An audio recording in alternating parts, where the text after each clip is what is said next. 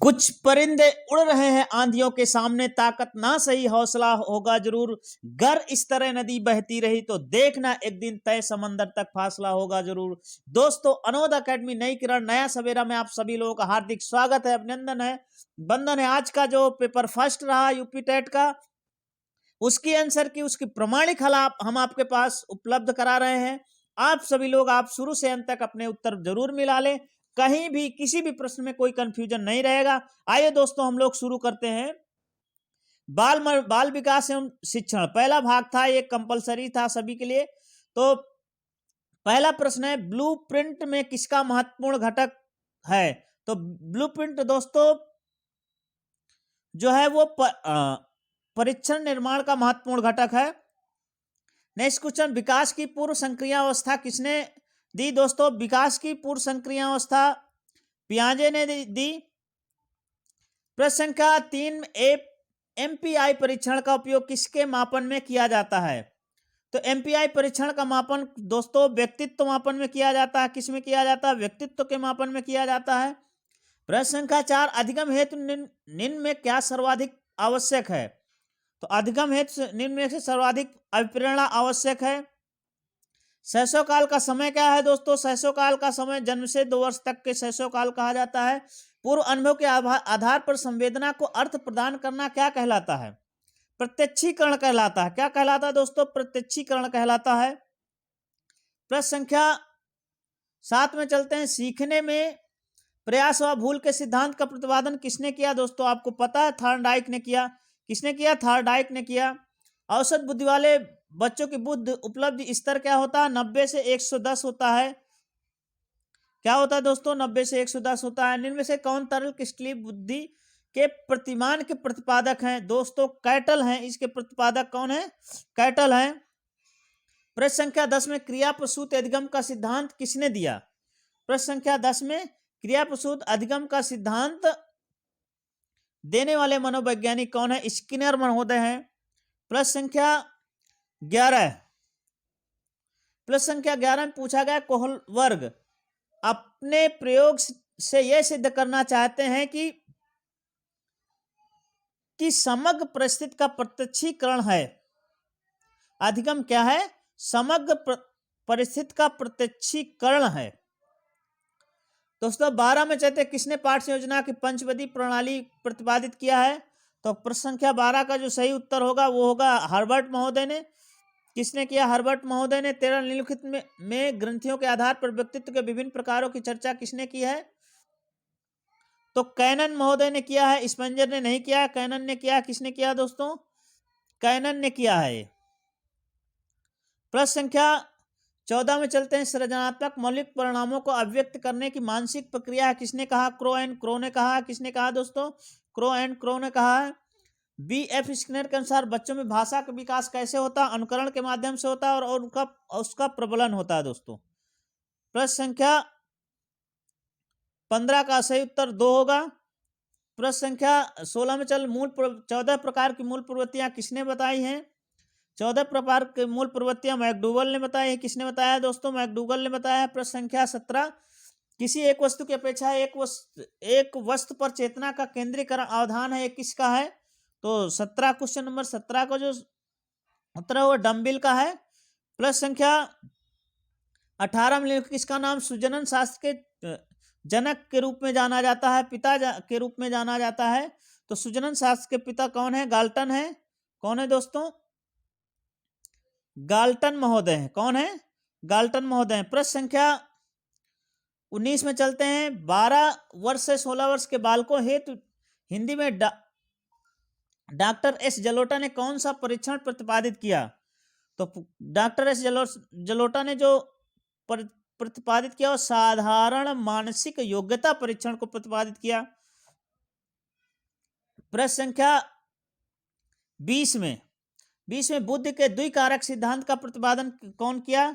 तो 20 में द्विकारक सिद्धांत स्पीयरमैन। दोस्तों, मैं ये कहना था, सी टेट यूपी टेट में इतना अंतर, पिछले 10 वर्ष से मैं गवर्नमेंट स्कूल इंटर कॉलेज में टीचिंग से जुड़ा हुआ हूं और मुझे पता है कि जो सी टेट का होता है वो कंसेप्चुअल क्लास की के कंसेप्चुअल बेस्ड होता है। यहाँ यूपी टेट क्या होता है? फैक्चुअल बेस्ड ज्यादा होता है। तो इसमें तथ्यात्मक ज्यादा पूछा जाता है, तो तथ्य पूछे गए, जिसको आ रहा तो ठीक है, नहीं तो गलत होने की संभावना बढ़ जाती है। प्रश्न संख्या 21 में पूछा गया कोहल वर्ग निम्नलिखित किससे संबंधित है। तो प्रश्न संख्या 21 में कोहल वर्ग किससे, अधिगम से संबंधित है, आप सभी को पता है किससे संबंधित है, अधिगम से संबंधित है। प्रश्न संख्या 22 मैकडूगल के अनुसार मूल प्रवृत्तियों की संख्या कितनी है। तो मैकडूगल के अनुसार मूल प्रवृत्तियों की संख्या 14 है। प्रश्न संख्या मानसिक उद्दोलन प्रतिमान का प्रयोग किसके शिक्षण में किया जाता है। मानसिक उद्दोलन सृजनात्मकता, ये समस्या समाधान नहीं होगा, सृजनात्मकता होगा। प्रश्न संख्या 24 में किसके प्रयोग में कुत्ता एक विषयी है। तो पावलोव के प्रयोग में कुत्ता एक विषयी है। प्रश्न संख्या 25 में चलते मौलिकता, नमनीयता तथा प्रवाह निम्न में से किसके घटक हैं। तो प्रश्न संख्या 25 का जो मौलिकता और नमनीयता और प्रवाह किसके दोस्तों घटक हैं, वो दोस्तों सृजनात्मकता के घटक हैं। किसके घटक हैं, सृजनात्मकता के घटक हैं। युक्तता क्या है, एक प्रकार की मूल प्रवृत्ति है। क्या है दोस्तों, मूल प्रवृत्ति है। बालकों के सामाजिक विकास को प्रभावित करने वाला कारक कौन सा हो सकता है। वंशानुगत भी हो सकता है और सामाजिक परिवेश भी हो सकता है। प्रश्न अनुसार आप समझ लीजिए। शारीरिक विकास का एक प्रमुख नियम निम्नलिखित कौन सा है। तो शारीरिक विकास का नियम कौन सा है, द्रुतगामी विकास का नियम कौन सा है, द्रुतगामी विकास का नियम। प्रश्न संख्या 29 में निम्नलिखित कौन सा विकास का सिद्धांत नहीं है। तो दोस्तों कौन सा विकास का सिद्धांत नहीं है, अनुकूलन का सिद्धांत नहीं है। ठीक है, अनुकूलन का सिद्धांत ये विकास का सिद्धांत नहीं है। प्रश्न संख्या 30 विकास के परिणाम स्वरूप नवीन विशेषताएं और नवीन योग्यताएं प्रकट होती हैं। किससे प्रकट होती है दोस्तों। तो ये कथन किसका है, तो ये हार्लॉक का है। किसका है दोस्तों, हार्लॉक महोदय का ये कथन है। तो इस प्रकार बाल विकास मनोविज्ञान के इस प्रकार ये प्रश्न रहे। अब देखते हैं हिंदी भाषा के कौन कौन से उनके प्रश्न थे और उनका हल क्या है, इसको हम समझते हैं। हिंदी भाषा, हिंदी फर्स्ट, भाषा फर्स्ट, लैंग्वेज फर्स्ट का हम देखते हैं। इसके बाद लैंग्वेज सेकंड में संस्कृत देखेंगे और मैथ और ईवीएस का हल करेंगे। तो निम्नलिखित में कौन सी निम्नलिखित मौखिक भाषा का अव्यक्त रूप कौन सा है दोस्तों। तो मौखिक भाषा का अव्यक्त रूप आशुभाषण है।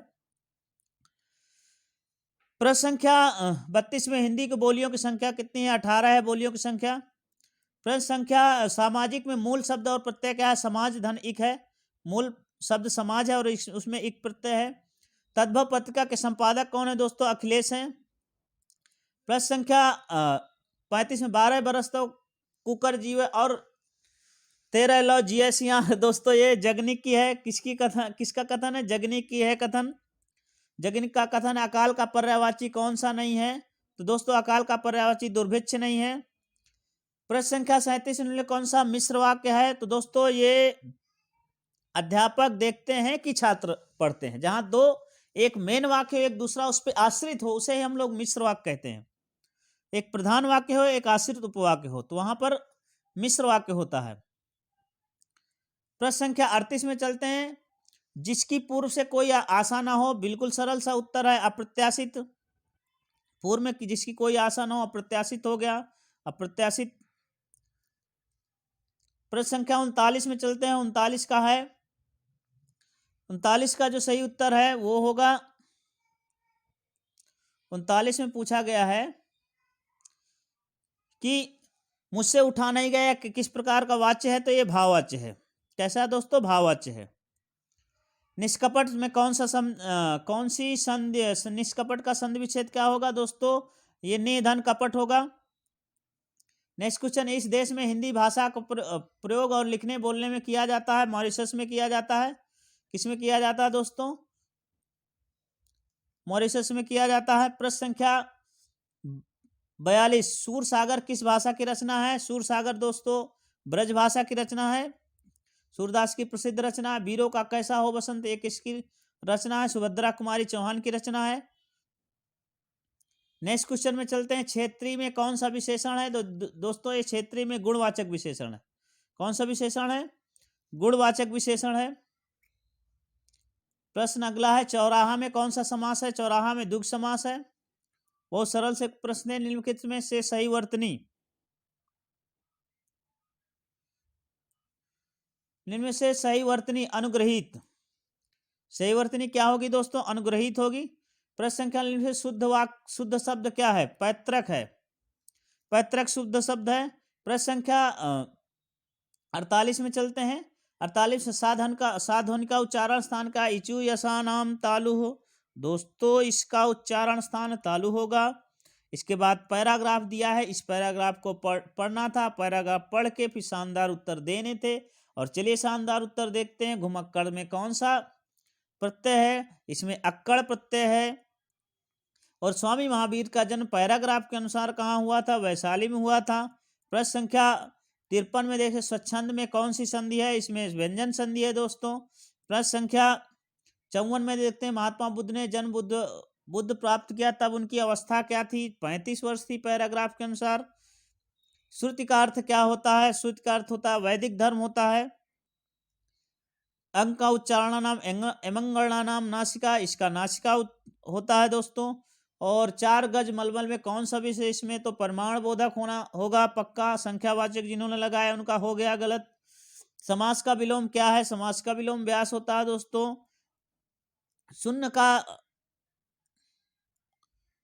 शून्य का तत्सम रूप क्या है? शून्य का तत्सम रूप शून्य होता है। और आंख की किरकिरी होने का मतलब क्या होता है दोस्तों? मेरे अनुसार तो मुझे लगता है ये दोनों ऑप्शन होने चाहिए, या अप्रिय लगना और कष्टदायक भी होना, ये दोनों ऑप्शन सही होंगे। ये रहा आपका हिंदी का हल। दोस्तों संस्कृत के देखते हैं। संस्कृत 61 से लेकर 90 के बीच में संस्कृत के प्रश्न करने थे। प्रश्न संख्या 61 में दिया गया, मैं ऐसा मानता हूं, यह अनुवाद होगा, किसका होगा दोस्तों? तो मैं ऐसा मानता हूं, यह अनुवाद क्या होगा कि अहम एवं मानामि, मैं ऐसा मानता हूं।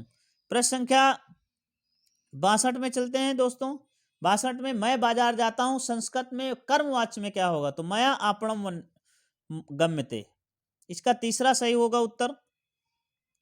पच धातु का कुत प्रत्यय लगाकर पक्का बनेगा। प्रश्न संख्या 64 में, पंच नवत का किस संख्या के लिए? 95 के लिए है। प्रश्न संख्या में अव्यय समूह क्या है? अव्यय क्या है दोस्तों? अव्यय समूह, इसमें सर्वत्र, अधुना, ये सब अव्यय हैं। अव्यय क्या होता है? जिन शब्दों में लिंग वचन कारक आदि के अनुसार किसी भी प्रकार का परिवर्तन नहीं होता उसे अव्यय कहते हैं। और बाह्य प्रत्ययों की संख्या 11 है दोस्तों। कितनी है दोस्तों? 11 है। प्रश्न संख्या 67 है, मनोरथ किस संधि का उदाहरण है? मनः धन रथ है, विसर्ग संधि का उदाहरण है। प्रश्न संख्या, दान के द्वारा कर्ता को संतुष्ट करने वाला संप्रदान कारक क्या होता है? यह कर्मणा यम अभिप्रैत संप्रदानम, इसका जो सही उत्तर होगा दोस्तों 3 होगा। प्रश्न संख्या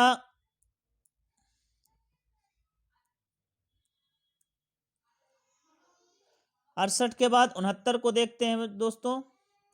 69 में पूछा गया है कि अंतस्थ वर्ण क्या है? बिल्कुल सरल सा प्रश्न है। यारा लावा को अंतस्थ वर्ण कहते हैं।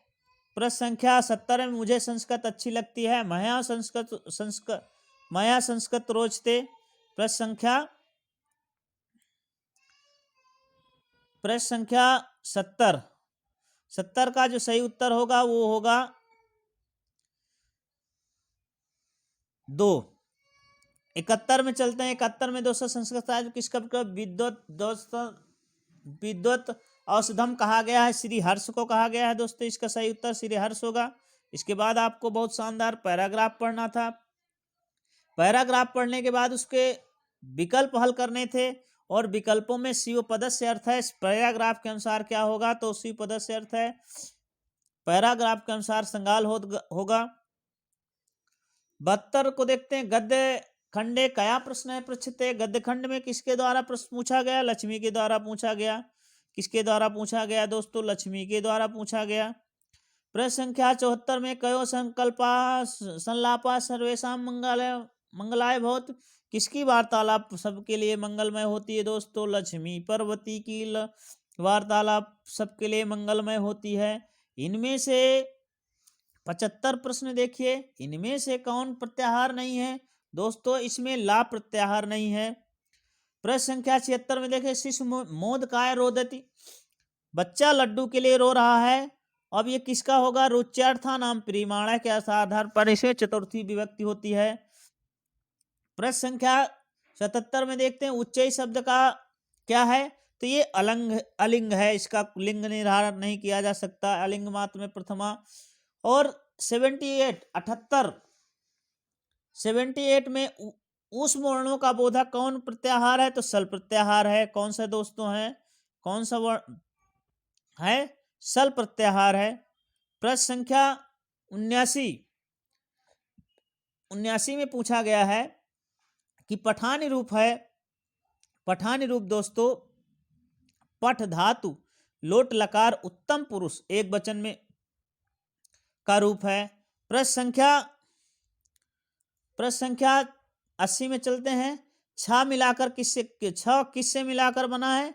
तो ये का और स मिलाकर बना है। प्रश्न संख्या 79 की संस्कृत कौन सी नहीं है? इकोनो सप्तति है, ये हो गई 79 की संस्कृत नहीं है। 82 में चलते हैं। 82 क्वेश्चन में पूछा गया है दिन भर में पढ़ डाला, तो दिन भर में क्या पढ़ डाला? दिनाय पाठय पठता, ये सही होगा उत्तर आपका। उपप्रश्न में कौन सा समास है? व्ययी भाव समास है, सबको पता है। और 32 संख्या में संस्कृत में क्या लिखा जाता है दोस्तों? 32 संख्या को द्वित्रिंशत् लिखा जाता है। और पति शब्द का सप्तमी विभक्ति का क्या रूप होगा दोस्तों? सप्तमी विभक्ति का पत्तव रूप होगा। प्रश्न संख्या 86 में अट प्रत्याहार के वर्ण कौन कौन से हैं? तो अट प्रत्याहार में दोस्तों ये सब स्वर और हायावर आते हैं। प्रश्न संख्या 87 कारक में प्रकृत क्र है, तो उसका प्रत्यय क्या होगा? तो णौल प्रत्यय है। प्रश्न संख्या 88 में अव्ययी भाव समास का उदाहरण क्या है? तो अव्ययी भाव समास का उदाहरण है अधिहरि। जहां उपसर्ग लग जाए वहां जो समझ लो कि अव्ययी भाव समास है। चतुर्विंशति सहस्त्र संहिता किसको कहा गया है दोस्तों? रामायण को कहा गया है। किसको कहा गया है? रामायण को कहा गया है। प्रश्न संख्या 90 में कौन सा संयुक्त व्यंजन है? तो ज्ञा संयुक्त व्यंजन है। इस प्रकार संस्कृत के ये आपके दोस्तों। अब चलते हैं गणित के आप प्रश्नों के उत्तर अच्छे से मिलान कर लें। गणित का हम लोग पूरा व्याख्यात्मक हल बोर्ड पे हल कराएंगे, पहले आप उत्तर मिलान कर लें। यदि आरोही क्रम में रखे गए आंकड़ों के दोनों छोरों से प्रेक्षण हटाए जाएं तो केंद्रीय प्रवृत्ति के मान के मापक में क्या प्रभावित होगा? प्रभाव किन पर पड़ेगा दोस्तों? मध्यिका को छोड़कर बाकी सबको पड़ेगा। दोनों छोरों से हटा दीजिए, मध्यिका वहीं बीच में बनी रहेगी। तो इसका सही उत्तर होगा माध्य और बहुलक प्रभावित होंगे। प्रश्न संख्या 92 है। 92 का जो आपका सही उत्तर होगा वो होगा 92 का एक सही उत्तर होगा। 93 में चलते हैं। पंचभुज के अंतःकोणों का योग ज्ञात कीजिए। 93 का जो सही उत्तर होगा वो होगा आपका 1 होगा। 94 चलते हैं। 94 का जो सही उत्तर होगा वो 21 मीटर होगा। 95 चलते हैं। ए और बी किसी काम को इतने दिन में कर लेते हैं, तो 95 का जो सही उत्तर होगा दोस्तों, 95 का सही उत्तर होगा 30 दिन। 96 क्वेश्चन नंबर 96 चलते हैं। 96 का जो सही उत्तर होगा वो होगा 3, उत्तर नंबर 3। 97 है। 97 का जो सही उत्तर होगा 97 का दोस्तों 97 का 4 उत्तर सही होगा। 98 क्वेश्चन का जो सही उत्तर होगा वो होगा 4।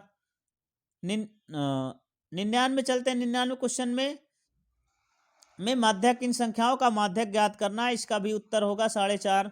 ऑप्शन 1 सही होगा। 100 का चलते हैं। सांख्यिक विचरण का विश्लेषण नामक विधि का मुख्य श्रेय किसको जाता है? तो विचरण विधि का विश्लेषण का मुख्य श्रेय गाउस को नहीं जाता दोस्तों, R.A. फिशर को जाता है। किसको जाता है? R.A. फिशर को जाता है। प्लस संख्या 101 में चलते हैं। 101 का जो सही उत्तर होगा वो ऑप्शन 1 सही होगा। 102 में चलते हैं। 102 का जो सही उत्तर होगा वो 2 होगा। 103 में चलते हैं। क्वेश्चन नंबर 103 में 103 का जो सही उत्तर होगा वो 5/36 होगा। क्या होगा? 5/36। 104 चलते हैं, 104 का सही उत्तर होगा वो होगा आपका क्वेश्चन नंबर 2। 105 में चलते हैं, 105 का सही उत्तर होगा आपका 105 का जो सही उत्तर होगा दोस्तों 200 वर्ग मीटर। 106 में चलते हैं, 106 का जो सही उत्तर होगा 7/33। 7/33 बिल्कुल प्रूफ के साथ हम उत्तर देंगे। बिल्कुल बोर्ड में आपको एक एक प्रश्न हल करके दिखाएंगे। पहले आप आंसर मिला ले। 107, 107 का जो सही उत्तर होगा, 107 का जो सही उत्तर होगा वो 2 होगा।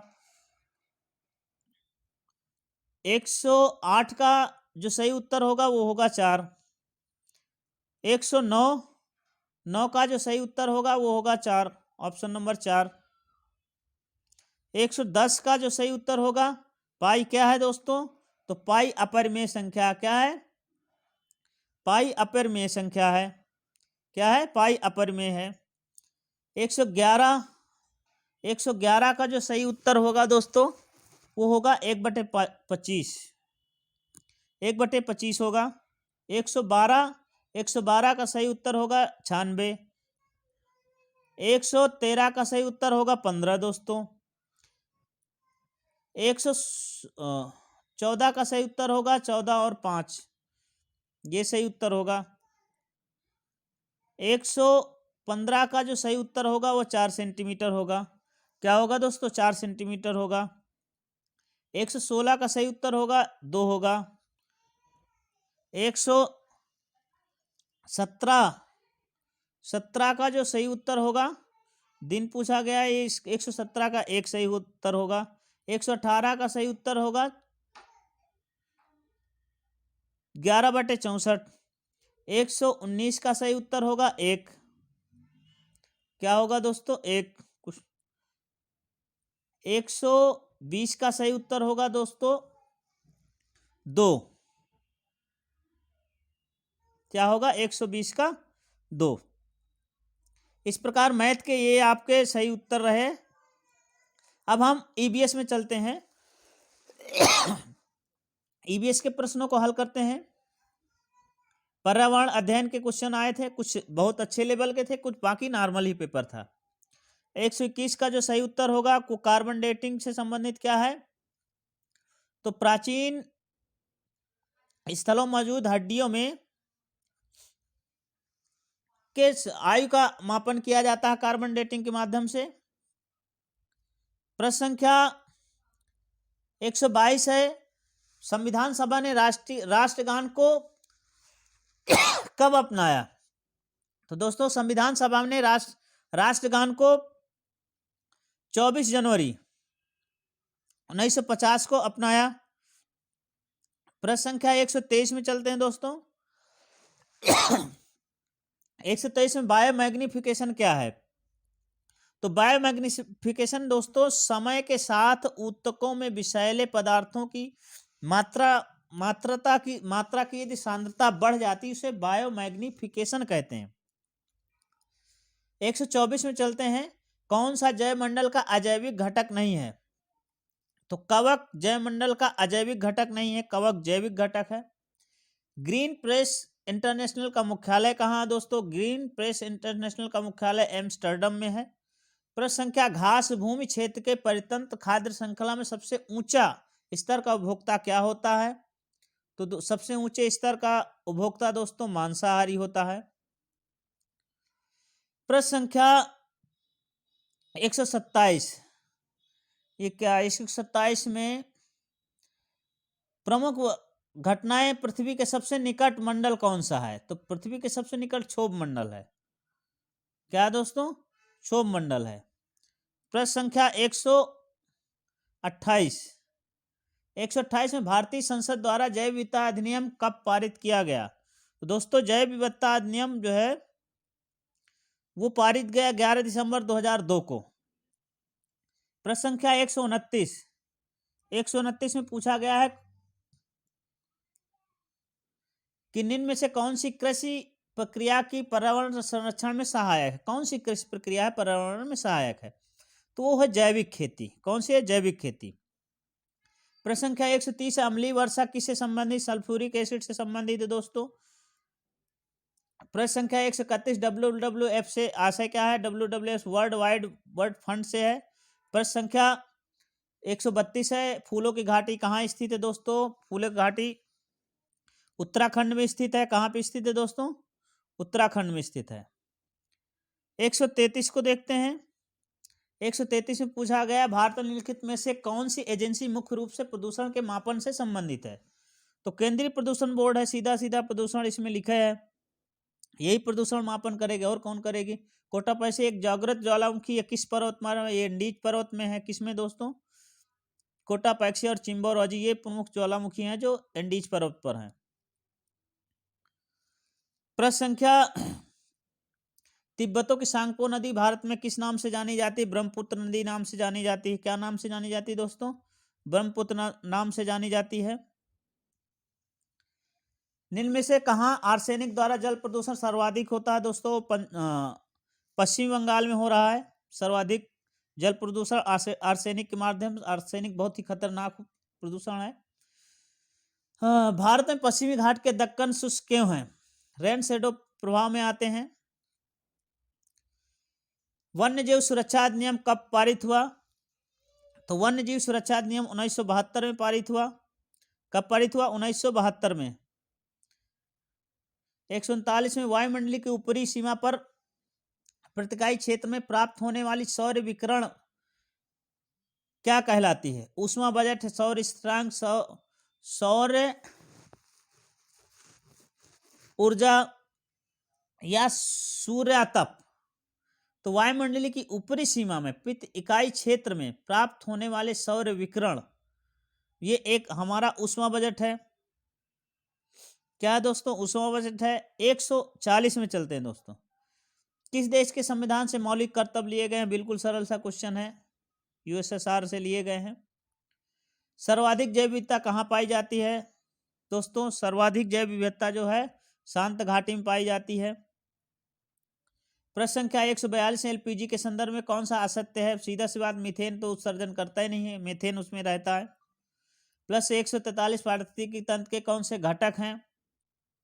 तो जैविक अजैविक दोनों घटक हैं। क्या दोस्तों? जैविक और अजैविक दोनों घटक हैं। प्लस संख्या 144 में चलते हैं। मकर रेखा कहाँ है? मकर रेखा दोस्तों साउथ में है, ऐसे जहाँ लिखा रहेगा। नॉर्थ में कर्क रेखा है। 145 में इकोसिस्टम का सर्वप्रथम किसने शब्द का इस्तेमाल किया था? एजिटांस ने ले, ये पूछा गया पीसीएस में बहुत बार प्रश्न। ध्रुव तारा कहा जाता है, किसे कहा जाता है दोस्तों? उत्तरी तारे को ध्रुव तारा कहा जाता है। भारत में प्रोजेक्ट टाइगर कब से प्रारंभ हुआ? भारत में प्रोजेक्ट टाइगर 1973 में प्रारंभ किया गया। कान्हा राष्ट्रीय उद्यान कहाँ है दोस्तों? ये तो बिल्कुल सरल सा, मध्य प्रदेश में है। प्रश्न संख्या 149 लखनऊ समझौता किन के मध्य हुआ था? तो कांग्रेस और मुस्लिम लीग के बीच लखनऊ समझौता हुआ था। खूब प्रश्न पूछा गया है। जंगली गधों का अभ्यारण्य कहाँ है दोस्तों? जहाँ शेर होते हैं वहाँ गधे भी होते हैं। गुजरात में जंगली गधे पाए जाते हैं दोस्तों। इस प्रकार आपका संपूर्ण समग्र हल रहा। आशा करता हूं कि ये प्रमाणिक हल है, आप इससे मिलाइए। एक दो क्वेश्चन नहीं कह सकते, लेकिन पूरे आपको सही उत्तर आपको जरूर मिलेंगे। दोस्तों अनोद एकेडमी से जुड़ने का प्रयास करिए, वीडियो को लाइक करें, शेयर करें, चैनल को सब्सक्राइब करें। बहुत बहुत धन्यवाद। जय हिंद, जय भारत।